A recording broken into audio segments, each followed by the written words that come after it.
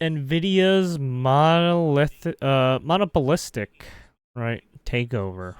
NVIDIA just invested $5 billion into chipmaker Intel to top off 10 months of absolute chaos for the floundering chip design and manufacturing company. For that too, probably. And we're in Washington, D.C., and no, I cannot tell you why. Over the last 10 months, Intel fired 15,000 employees, got rid of free bananas and coffee on the break room. Then Intel fired engineering CEO Pat Gelsinger in December, was temporarily helmed by the lady and a finance guy for a few months. President Trump reportedly asked TSMC to take over management of Intel fabs. Then Intel brought in CEO Lip-Bu Tan to take over Intel. Intel's new CEO has an extensive background in nuclear engineering, business administration, and running companies violating U.S. export control laws that later plead guilty to literal crime and pay hundreds of millions of dollars in fines. And at least 2 of these skills are useful for Intel. July 24th, President Trump said he wanted to break up NVIDIA and doesn't know who Jensen Huang is. I said, who the hell is he? August 8th, Trump calls Intel's new CEO, quote, highly conflicted, end quote, seemingly over investments of hundreds of millions of dollars into Chinese companies with military ties. Trump says Tan must resign, and that, quote, there's no other solution to this problem, end quote. Intel stock plunges precipitously on a Friday and definitely doesn't get manipulated. Intel is sad. Lip-Bu Tan replies that he has always, quote, operated within the highest legal and ethical standards, end quote, except for that one time at Cadence. Tan gets on a plane. Trump meets Tan. Now they're friends. Trump says Tan is, quote, a success, end quote. Tan goes home. Intel stock begins recovering. NVIDIA and AMD can sell H20s and MI308s to China, even though the U.S. spent the last 6 months saying it's national security concern, but that's okay because now America gets 15% of it. The U.S. government announces actually there is a solution to highly conflicted Tan, and that's buying 10% of Intel, mostly using money it had already given or earmarked for Intel. SoftBank, the company which currently holds or has held investments in TSMC America and ARM, owns now invests $2 billion of money into Intel. Intel fires the owns lady and now parts of Intel. Xeon engineers the party, 10% of that's Intel. been looking more promising lately. Intel continues laying off tens of thousands of people. All the tech CEOs form a congratulatory the Americans own parts of Intel. For announcing. He said I wasn't sure what number you wanted to go in.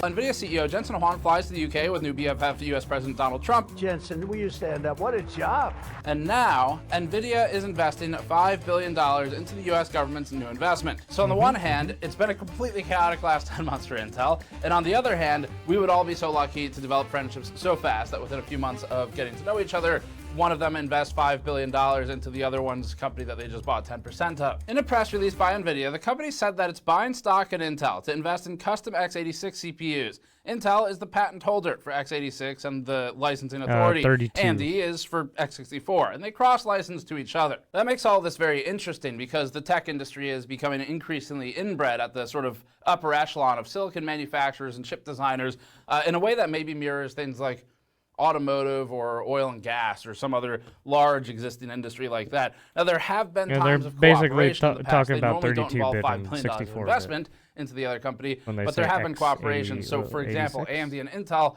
working together on Kaby Lake G, which we covered in Hades Canyon, I think it was, or Hades River. I think it was Hades Canyon. And there were also the old aged Enforce chipsets that no one remembers. And in fact, NVIDIA and Intel said that they've already been working for almost a year on an x86 CPU plus NVLink solution of some kind. And now there's a straight up investment. So today we're going to go over the new investment from NVIDIA into Intel, the previous 10% stake of Intel that was sold to the US government. And we'll also cover some of the other Intel goings on since it's been a completely hectic year now or so. Before that, this video is brought to you by the Height Y70 Touch Infinite.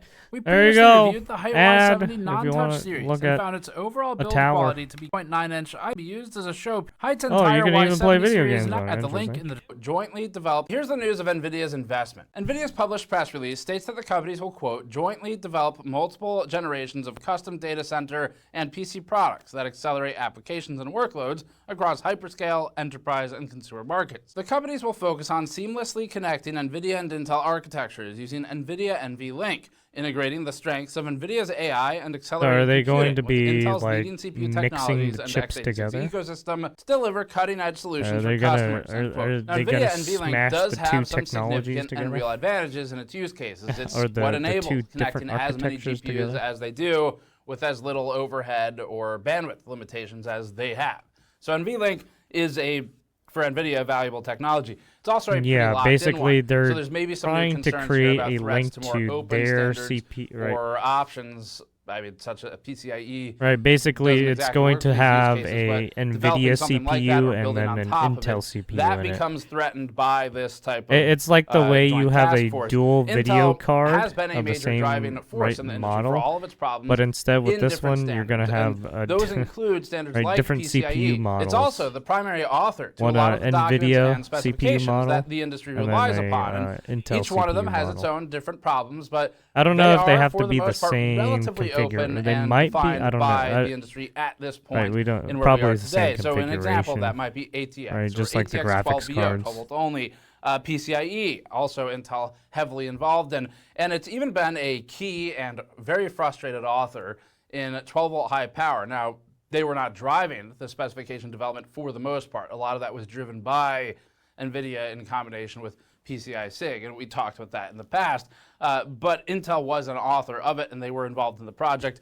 And the actual literal guy who wrote their part of the documentation for 12 volt high power seems like he never wants to talk about it again. We have some concerns about how this may create a more lock-in environment for NVLink for NVIDIA in the same way that CUDA has done for it. Anyway, NVIDIA also said this, quote, "For personal computing, Intel will build and offer to the market x86 system-on-chips, or SoCs, that integrate NVIDIA RTX GPU chiplets," end quote. Now, the chiplets comment here is pretty interesting because NVIDIA wrote a white paper years ago about multi-chip modules for GPUs. And of course, AMD is maybe the most famous implementation of chiplet technology, where its CPUs, if you delid a modern Ryzen part, will have multiple chiplets to form what eventually behaves like a singular CPU. The quote continues, "These new x86 RTX SoCs will power a wide range of PCs that demand integration of world-class CPUs and GPUs," end quote. NVIDIA currently works with Intel competitor ARM on its Grace CPUs for its Grace Blackwell solutions, and previously attempted to buy ARM for $40 billion in what would have been a major, we think, antitrust and monopolistic concern and consolidation.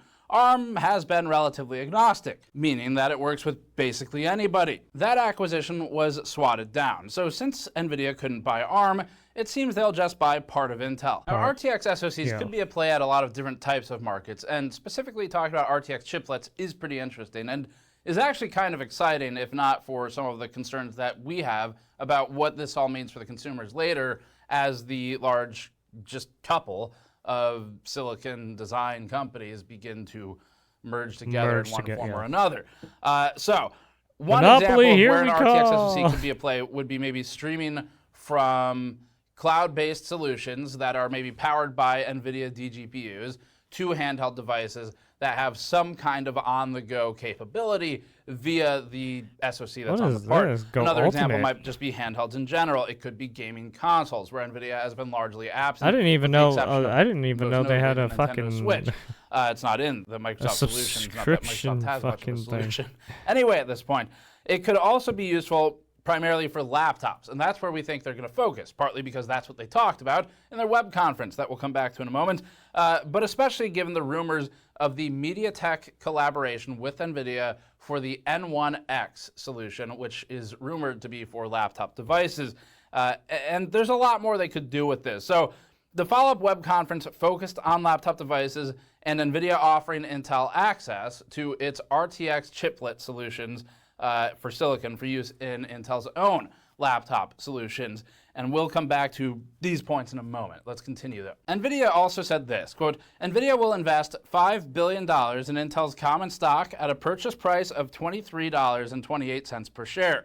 The investment is subject to customary closing conditions, including required regulatory approvals," end quote. So at least as we're filming this, this isn't actually done yet. It's just agreed upon and it needs to be approved. Right. And the U.S. government carries its own biases to approve this acquisition it's just of some of the shares of Intel by formation NVIDIA, because some kind the U.S. of deal. government's acquisition It hasn't price been of 10% actually of like Intel was $20. There's no signature on the per deal share. yet. They're NVIDIA's just was drafting the papers, $23.28. basically. And as we wrote this on Thursday, Intel was around $32 per share. So that's a pretty big jump in the stock price already from the US's price of $20.47. That means Intel stock shot up 29% within just hours of this news breaking. Now, we're not stock people, and we don't pretend to be. But our understanding is that this is Intel's best trading day since 1987, which is the same year that Andy Grove was appointed CEO, author of Only the Paranoid Survive. It does seem to be just a little bit of irony here in saying the words Only the Paranoid Survive while talking about potential concerns of the parties that are currently circling Intel like vultures. Now, of course, they also talked about AI. NVIDIA wrote this, quote, AI is powering a new industrial revolution and reinventing every layer of the computing stack, from silicon to systems to software.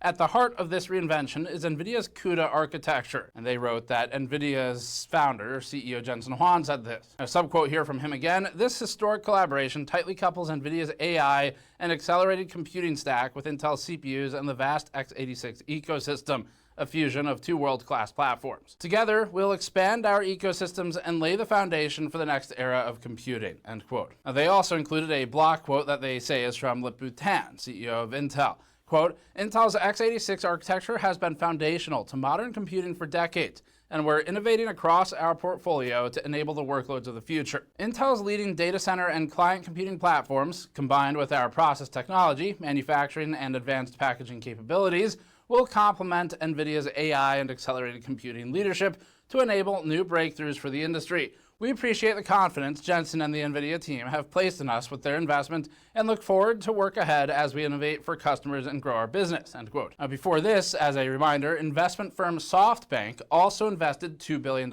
into Intel. SoftBank also has or has had ownership in competing companies like TSMC and ARM, which it recently tried to sell to NVIDIA before regulatory rejection. So it's like a crowdfunding campaign, except instead of normies, it's for multi-billion-dollar mega corporations, and they're all somehow connected to each other, where you've got TSMC, ARM, NVIDIA, yeah, basically, AMD, you have a bunch Intel, of small companies who actually want to help out with the all of them. Maybe you know what? Maybe they help should out be the the big ones company selling the they're blind eye doing T-shirt something at this big. point.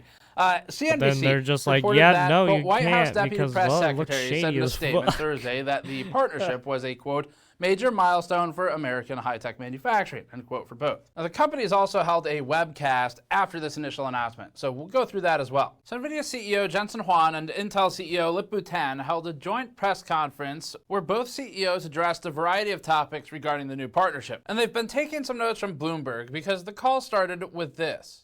The content of today's call is NVIDIA's property. It can't be reproduced or transcribed without prior written consent. Actually, it can be reproduced and transcribed without prior consent, and that is precisely what we are going to do because we have a legal right to do it. It's interesting that NVIDIA seems to think that you need to have permission to quote them or play clips of somehow their web have to get promotion. Of the largest company in the world by market cap. I'm sorry, how does that make any investing in sense? a company that how is do we get 10% permission held by for the you people in a of the video United that States you of saying America? this If is the what you government said? invests 10% into Intel. You said it in this video. Part what of do you that mean company I can't becomes quote held you? by You the said it people in the of the United fucking States. video. What are you talking That's what about, that you means dumb bitch? if it's owned partly by the government. NVIDIA doesn't then get to come in and say, you're the one who no, put that fucking you need video out consent too. and What do you permission mean? to show clips of us investing in this company that you, the United States, and the government have also invested in. This is completely insane. Now, NVIDIA has said this in other earnings calls. Not everyone does. We looked at Intel's ideas, and in the calls that we checked, think they can they pull didn't have that this kind type of shit. phrasing No, about get the fuck outta ownership here. and needing to ask permission for transcription or for playing quotes of them. But NVIDIA has said it before. To us, though, it doesn't matter. Yeah, let me what go. they Let me normally just do. go get It a. matters what the truth is. And What the was truth what was is Jensen's absurd quote? to suggest that you need fucking permission the more to play you quotes buy, relating right? to The more this. you buy, the problem more isn't you whether or save, not or they will some enforce this. The problem is saying something that's not true. Let me make fun because of that you don't fool. need permission. And this, we think, creates it feels coercive, and it creates a perceived threat that something could happen if you do this because they say that you're not allowed to. In fact, ironically, Bloomberg, of all publications, previously won a lawsuit after it was sued for publishing earnings calls. So there's precedent to say that what NVIDIA is stating in its calls is not legally enforceable. Now, up until now, we didn't have a ton of reason to care. One, we weren't covering them, and two, They weren't doing calls announcing their investment into a property that is 10% held by the public now, by the United States government, and therefore the people of it. So we don't care what their reason is to say this. We don't care that they have said it in the I don't past. care what the fuck they say. Is that the entire premise of needing permission to play clips from this call is completely absurd. Hey, look, you made to put this out there too. For right, anyone you who's made watching, a public like, wow, call that was released to the public. 4 seconds in this. Right. I do. I mean, I actually really do care about it. And it is you made a call that was released like to the public, and now you're saying, oh no, we can't to enforce you or can't suggest quote us. that you can't Like, take what do you quotes mean? of their executives of You're a publicly bloody traded fucking companies business. that basically Shut the fuck control up. government decisions these days, and enforce what you can and cannot play to an audience to show what they've actually stated. This, however small it may seem, is another step. How about I in creating enforce a my coercive foot up environment there? against free You coverage, wanna play that free game? How about I reporting, enforce my and foot in up that your ass? capacity, free speech. And I think it's a slippery slope against See how free that goes, reporting, even if it is a You limp think I wristed can't quote statement you, with you no intent to motherfucker? follow Fuck through, you. and we don't know if that's exactly the case. But the fact that they say it at all is, to me, the offensive part. And so as far as NVIDIA saying that in order to play clips of their call, you need to ask them permission, I say, fuck you, make me. Let's get into the call exactly. now. Early Fuck on in the you. webcast, Juan explained the reasoning behind NVIDIA's collaboration with Intel and stated this, which is a quote that we're playing, which is against the rules. But here it is. But general purpose computing has reached its limits. To keep advancing, we invented a new way forward. Juan later continued with this quote. Today, we're taking the next great step.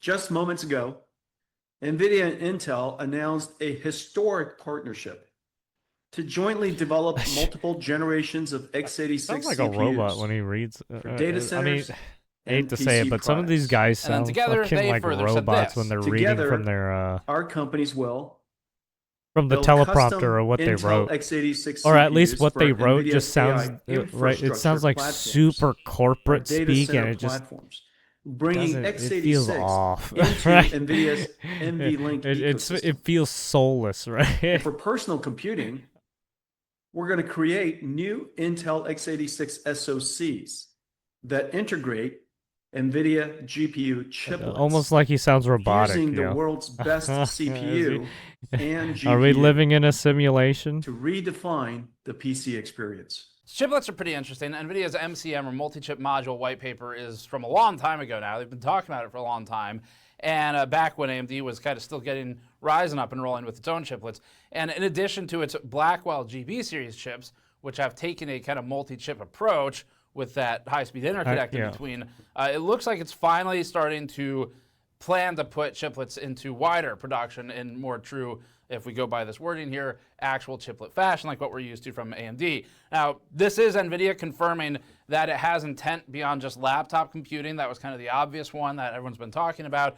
And then in the webcast, they expanded on what they said in the press release, and they mentioned data center and server solutions. So it appears to be a wide net they're throwing, where NVIDIA and Intel will work together on both. They'll work together on NVLink solution for data center and on RTX chiplets for notebooks. Intel CEO Tan shared his enthusiasm for the partnership and stated this. I'm so excited, able to, to work together with Jensen they to sound like build a fucking new era. And this is historical collaboration between the two the companies. very corporate And stuff. I think this is a very big, important It sounds milestone. off. I call it a game-changing opportunity that we can work together.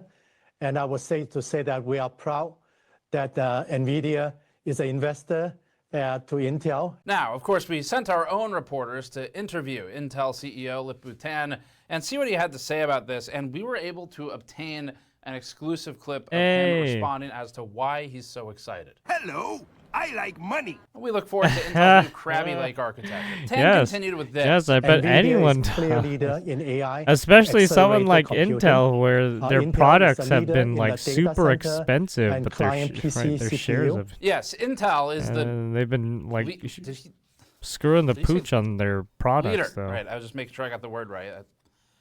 No judgment, just, you should set ambitions for as high as you can aim.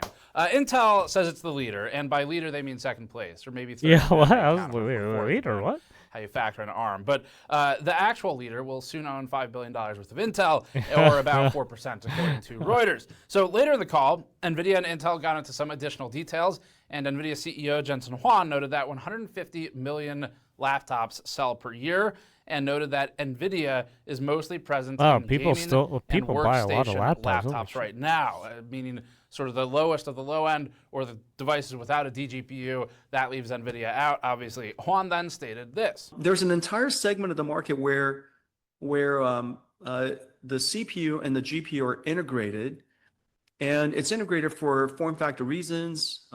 Maybe it's for cost reasons. Maybe it's for battery life reasons, all kinds of different reasons. And that segment has been largely unaddressed by NVIDIA today. And so what the Intel team and I are doing, NVIDIA is doing, is that we're creating an SoC that fuses two processors. It fuses the CPU and NVIDIA's GPU, RTX GPU, using NVLink. And so basically, they're going to take the resources from one CPU, the resources for the other CPU, and basically try and combine them. Essentially a new class so that you can of use both of those graphics, resources laptops into that the world's your, never into seen your before. PC. The quotes thus far illustrate NVIDIA's intent. One side is workstation, one side is consumer, and then they've also got x86 data center. But there's something really interesting with the laptops we're going to come back to, which is the amount of control it gives NVIDIA over a marketplace, where NVIDIA already leverages they're like already allocation, dominating huge and has said to us in the past quotes about turning screws on laptop manufacturers to try and control what they're doing. Like, this was the actual context of when we spoke to them a few years ago at a CES event. And so anyway, there's a little bit more here. Later on during the Q&A, Tan stated this. I think clearly it's all about the scale.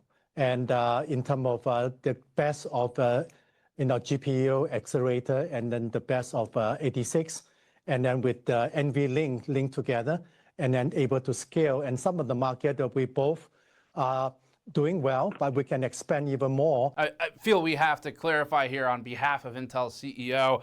When Intel's CEO said they are offering the, quote, the best of 86, end quote, of course he was referring to the rubric that the 64-bit will be always better. he was referring to the first is the worst. I mean, I shouldn't say 64-bit will always be better, but third is the nerd. That's what he meant by. You can get a lot more stuff that is more compatible. Or maybe he meant that Intel CPUs have already been 86 out of the market. Now, during the call, CNBC's will say analyst and Chief Jensen Huang bootlicker Jim Cramer, who previously said this. And then I laid out a roadmap for the world. Yeah, which no one That's does. 3 years long. No one does. If I were a competitor, I'd say, you just gave me the key to the kingdom. Asked if NVIDIA would be using Intel's foundries, and Jensen Huang replied with this. Well, we've always evaluated Intel's foundry technology, and we're going to continue to do that. But today, this announcement is squarely focused on these custom CPUs. When asked how long they've been working with Intel on this project, Huang stated, the two technology teams have been discussing and architecting solutions now for probably coming out to a year. Now, Huang and several other AI executives accompanied President Donald Trump to the UK this past week to talk about expansions. So this was before legislation and things like that. Yeah, this was before Trump was doing anything. Asked what sort of involvement the president had with the agreement, and Jensen Huang stated this: the Trump administration had no involvement in this partnership at all, and they would have been very supportive, of course. And today, I had the opportunity to tell Secretary Lutnick, and he was very excited and very supportive of seeing American technology companies working together. Now, President Trump in the U.S. had announced a few weeks prior its intent to acquire 10% of Intel, and around that same time they made that announcement, before this one, that was when President Trump and Jensen Huang were making appearances to discuss. And Jensen also has a new chip, the Blackwell. Do you know what the Blackwell is? The Blackwell is super duper advanced. And before that, they had met a few times talking about the H20 bands. We reported on that in our when Trump talks about video, like computer stuff, and we also reported on the reported meeting I don't think he knows what the fuck now, it's hard to imagine the U.S. government would not have been at least aware of the intent of what NVIDIA announced this past week. And when Huang was asked why NVIDIA couldn't commit to Intel as a foundry, he stated this. I think Lip-Bu and I would both both say that TSMC is a world-class foundry. Mm-hmm. And in fact, we're both very successful customers of TSMC's. And the capabilities of TSMC from process technology, their rhythm of execution, the scale of their capacity and infrastructure. He's just like, what am I? Agility of Is he their okay business with operations. just all of the magic that comes together for being a world-class foundry, supporting customers of such diverse needs, is really quite extraordinary. And I just can't, you just can't overstate the magic that is TSMC. Just get a room, man. But today, our conversation today, our partnership today, is completely focused. It is 100% focused on... NVIDIA has been successful with TSMC. He's right. Intel launched Arrow Lake with TSMC. Anyway, elaborating on some of the financial opportunities, Juan shared that data center CPU segment revenue is around $30 billion per year and said it's the fastest growing. That segment, the first segment, of course, the data center CPU segment, is probably something along the lines of $30 billion a year or so. In the case of money, and this combination of Intel and our technology is going to address a fairly significant swath of that because it is the fastest growing segment. Now, NVIDIA is also a customer of ARM, which is the company that NVIDIA previously attempted and failed to buy. And this would maybe be counter to the ARM partnership. x86, another solution. And playing both sides of the ARM and x86 debate, Juan stated this. Our ARM roadmap is going to continue, and we're committed. We're fully committed to the ARM roadmap. We have lots and lots of customers for ARM. When a journalist asked why it was necessary to make an equity investment in Intel rather than just a product collaboration, Jensen Huang replied with this. We're going to be rich. Wait, no, that was a different event. That's the wrong one. Sorry, this time he said it'll be a good investment. The more you buy, the more you save. $50 billion market that they are addressing, and that's why they did it. Now, when the CEOs were asked if there was broad coordination between SoftBank, Intel, NVIDIA, and ARM, with all of the cross investments across the processor space, Jensen stated, "Not that I'm aware of. There were no communications with anybody else except for between Lip-Bu, myself, and the technical teams that were working on this partnership, and we kept it really quiet." Or in other words, do not look behind the curtain. Finally, as for ARC, the company's made statements to PC World that read this. Please quote, don't. We're not discussing specific roadmaps at this time, but the collaboration is complementary to Intel's roadmap, and Intel will continue to have GPU product offerings, end quote. That statement does not instill much faith that ARC will persist. It might, and we hope it does, but being complementary to the roadmap doesn't mean we'll continue to exist, especially ad infinitum, and it doesn't mean that it includes discrete ARC GPUs that compete with NVIDIA now in low-end workstation and in low-end desktop gaming, nor does, quote, continuing to have GPU product offerings, end quote, mean anything really reassuring here for ARC GPUs in the discrete space for DIY, for example, or workstation, because Intel has had IGPs forever and will likely continue to do so, and IGPs would be contained within continuing to have GPU product offerings. And likewise, Intel and NVIDIA have already stated that they're working together on RTX chiplet solutions, and that might also be counted towards that.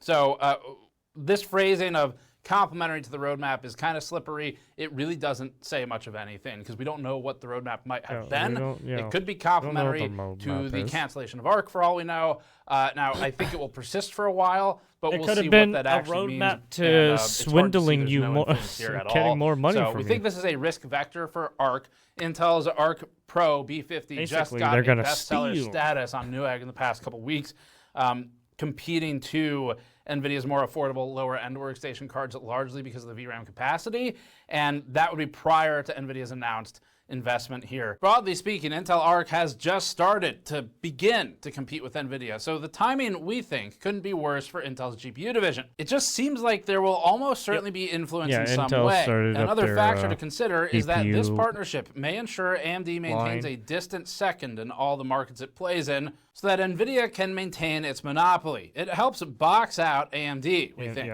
Laptops are a particular area of focus, and there's some behind the scenes of what happens in the industry here that you might not be aware of, and you should be, which is that OEMs, or the actual manufacturers, align their embargoes with NVIDIA. If there's a new laptop coming out and it has new Intel and new NVIDIA components, so apparently NVIDIA basically NVIDIA's the oligarchy, that gets all the effort, all the focus, and everything needs to be vetted through alignment and the biggest push. Through NVIDIA works with the laptop makers to support them during these, to the extent that they are sometimes the ones sampling the laptops themselves, not the laptop manufacturers. And so that means if Intel and NVIDIA are launching new mobile parts, the partners will, in our experience and in our discussions with them over the last over 10 years now, line up for NVIDIA's launch date and plans, not for Intel's. We think this partnership will result in a lot more sockets that are dominated by Intel and NVIDIA components, not AMD for the CPU. And NVIDIA can use a heavier hand as a result of this, we think, to keep AMD out of laptops, where both in CPU and GPU components now, there's an incentive to go with NVIDIA, and likewise to go with the company that NVIDIA is invested in and benefits from if it is also in that laptop driving more sales. They are invested. They get a return on that if it performs well. On the server side, NVIDIA will push vertical integration, we think, of DGX. It'll be the Apple of data center if it's not already. AMD doesn't have a directly competing option, so this strengthens NVIDIA's vertical integration for data center, while AMD is peddling good options without a full stack solution. As we understand it, NVIDIA won't have a spot on the board for Intel, but NVIDIA's engineers will likely have more access into the fabs and will be able to ask more questions of things that are closely guarded secrets.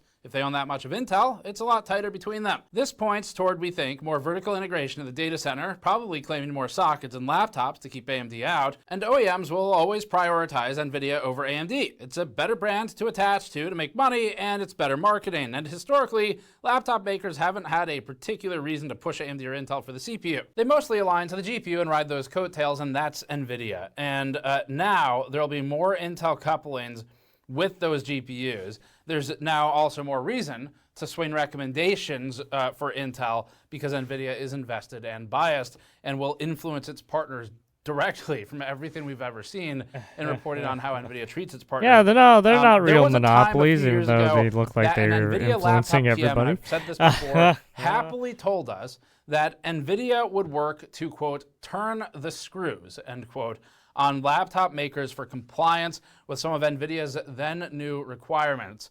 And that this statement could even be said to media without hesitation was crazy enough as it was, but it shows NVIDIA's mentality here. NVIDIA has some pretty strong levers here that it can pull for compliance. It has marketing development fund, which is effectively money that's given to manufacturers, and that money is used for things like marketing. So it could be buying ads from YouTubers, for example, but they might be branded as Asus advertisements or whatever. So it has MDF, Marketing Development Fund, that's a lever. It also has allocation, that's a big one. That's one that EVGA complained a lot about, how they had to play by these rules to ensure they got allocation that would put them at a competitive advantage against the other board partners in the space.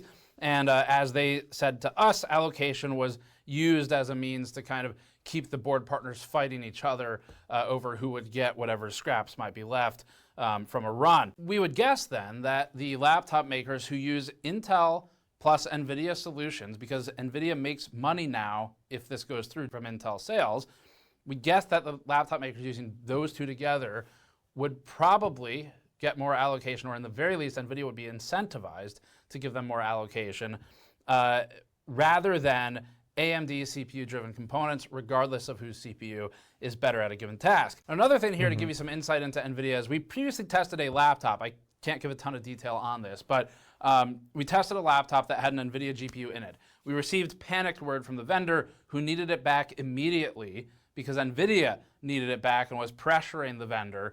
The threat that we were told about by the vendor was that NVIDIA would withhold its supply of chips until the unit was received back. And that's because there was something wrong about it. I still, to this day, don't know exactly what it was. we took imaging in case we ever find the time to try and figure it out. But it's an example of where allocation can be used as a lever, as reported to us by one of NVIDIA's partners. One thing that's interesting here is there is a bit of a throwback to Microsoft and Apple, where Microsoft threw Apple multiple lifelines, one of which was Office on Mac, to keep them alive so that Microsoft didn't get stuck in a monopoly, and it kept a perceived competitor alive. Now, that worked out for Apple eventually. It took quite a while. NVIDIA doesn't want to be the only GPU brand on the market. And so there's some parallels here with Apple. Now, we view this, the acquisition of part of Intel by NVIDIA, as an anti-competitive and a monopolistic move. And based on what manufacturers have told us over the last 10 years, including EVGA, MSI, ASUS, various laptop manufacturers, system integrators or SIs and OEMs, NVIDIA sounds to be a vindictive company that leverages the desired chip supply, the allocation, in addition to potentially marketing development funds to get what it wants and to enforce its standards, as we reported on with the EVGA story. NVIDIA itself told us again directly that it, quote, turns the screws, end quote, on laptop makers, reinforcing some of this. And that was before the Intel collaboration for Intel parts that could now potentially block AMD, such as in laptops. And we've heard stories of Jensen Huang in the past, and I've reported on these too, but allegedly asking a room full of NVIDIA employees at the time after a failed launch, quote, who did this to me, end quote, as the story was told to us. The company, we think, is controlling, and we've reported on how they've attempted to control the media like ours before. And this is another piece, we think, of its control. So that's the news. That is NVIDIA's partial acquisition of a small piece of Intel that could have very deep effects for this industry, but also for data center. And we'll have, I'm sure, plenty more to say as we see if this goes through all the regulatory hurdles. But it does seem that everyone would be incentivized. Yeah, more information will come out. That's it for this one. Thanks for watching. Subscribe for more. Go to store.gamersaccess.net to support us directly if you want to. Yeah, as of right now, it's just they just announced their partnership, so there's not going to be much. Now, all at once, and we're going to see what comes back. So probably your support would be helpful if you feel like you could do it. You can grab one of these shirts. This is the Blind Eye t-shirt that we sell in the store. It's a super cool design that Andrew put together. We launched it for the Black Market video. Thanks for watching. Thanks for your support. There you go. We'll see you all next time. There you have it. Button to push next time. See you then. All right, Gamers Nexus. Go check them out. They got a bunch of computer tech stuff and news and stuff like that if you want to check it out. There you have it.